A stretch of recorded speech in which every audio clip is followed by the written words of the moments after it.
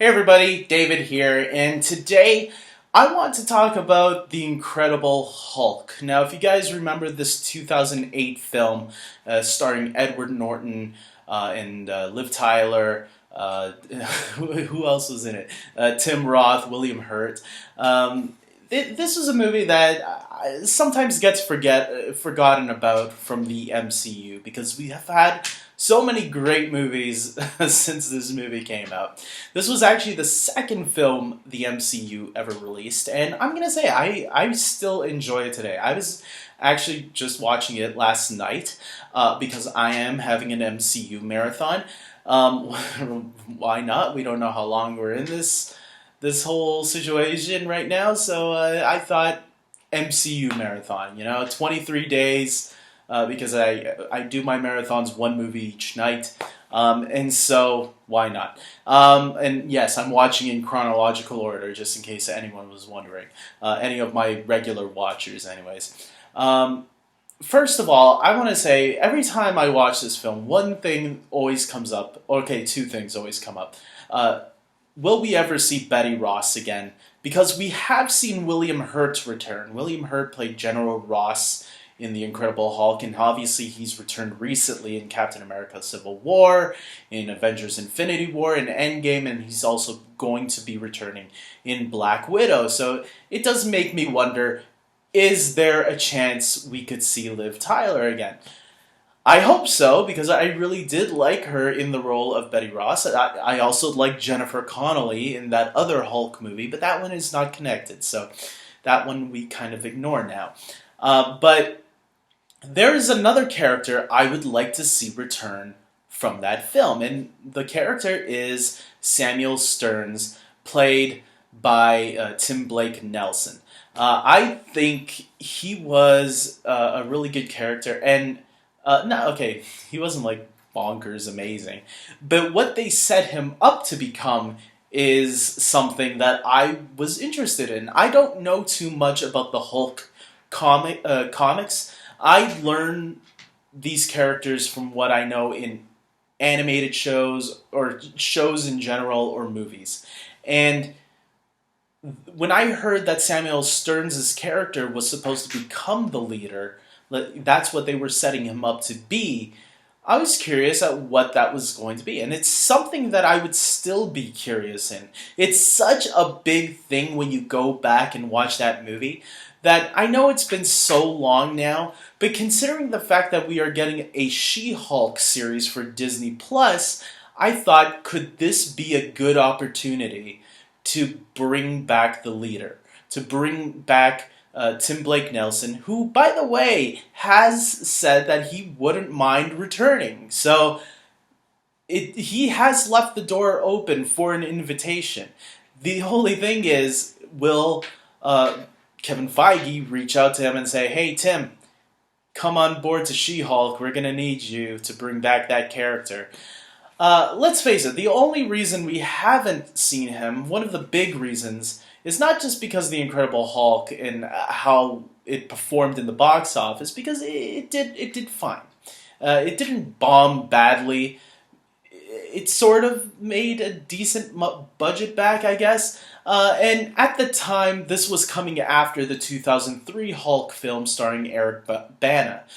So people thought, that kind of tarnished the Hulk a little bit. I think the Avengers has brought new life into the Hulk character. I think people really love Mark Ruffalo now as this character, even though I love Edward Norton too. I think Edward Norton was fantastic in that movie. I was kind of sad that he couldn't return, that he didn't want to return for the Avengers, or whatever the situation was. I know there was behind the scenes drama. He didn't like that Marvel cut out a lot of stuff that he wrote for the movie. But look, whatever the situation was, he was a great actor for that choice, and I really was hoping to see him interact with Robert Downey Jr. because that would have been really cool.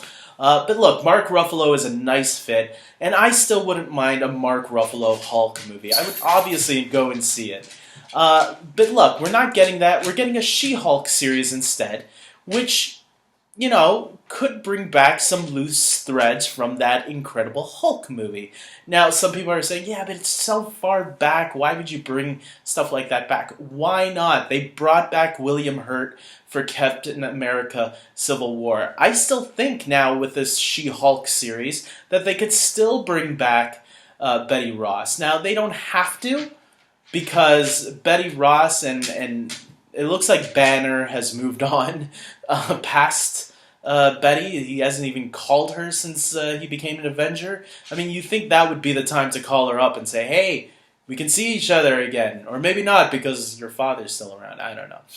We'll see what happens in Black Widow. But as for the leader, I think this one would be easier to bring back, because he doesn't necessarily have to go and attack Bruce Banner. He can attack anybody, and maybe the She-Hulk character would be the one to find out about him causing some troubles behind the scenes. Now, what would your explanation be on why was he quiet for so long?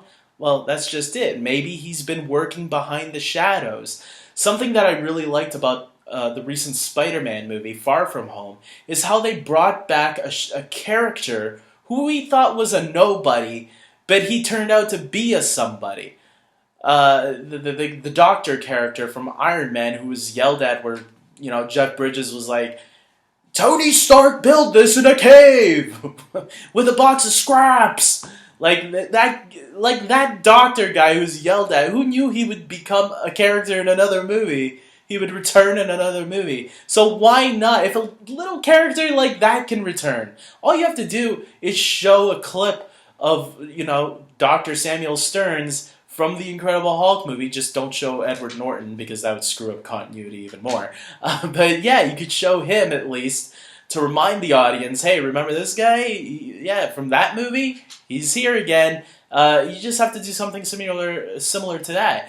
And let's also not forget Tim Roth, right? Tim Roth as the Abomination.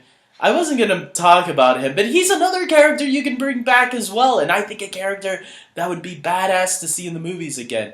Because he's still alive as well. I mean, even Agents of S.H.I.E.L.D. confirmed that he's still alive out there. Now, Agents of S.H.I.E.L.D. is not confirmed by the movies yet. The movies decide not to acknowledge Agents of S.H.I.E.L.D. But still, I mean, if they're saying, hey, the Abomination is still locked up somewhere, so he's still alive, we can still use him if we want. I think that would be another cool character, but I do think the leader is one that should return, since it's a loose thread that whenever you go back and watch that movie, it seems pointless now that happened. I don't know. Maybe I'm crazy. Maybe I'm just overthinking it and should just drop it. Maybe his brain exploded after that scene. Who knows? Tell me in the comment section below, guys, what do you think? Do you want to see the leader, Samuel Stearns, played by Tim Blake Nelson, return? Or do you think it's a plot thread that should be forgotten? Marvel doesn't seem like they would forget things. They seem like anything is possible. Especially, after some of the things that we've seen in recent... I mean, they're bringing the real Mandarin in. Iron Man 3 was in 2013, and we're finally going to see the real Mandarin in Shang-Chi and the Legend of the Ten Rings. I mean, it doesn't seem like Marvel gives up on things. It sounds like they do listen to the fans, and that eventually they might play around with past storylines and bring them back to the forefront somehow. Anyways, we'll see what happens. Anything is possible, I think, with the MCU by this point. Comment below. I hope you guys like this video. Please subscribe to my channel. And especially if you are a huge fan of the MCU or the DCU. I love DC as well. I'm no bias when it comes to superhero movies and shows. With that being said, until next time, take care.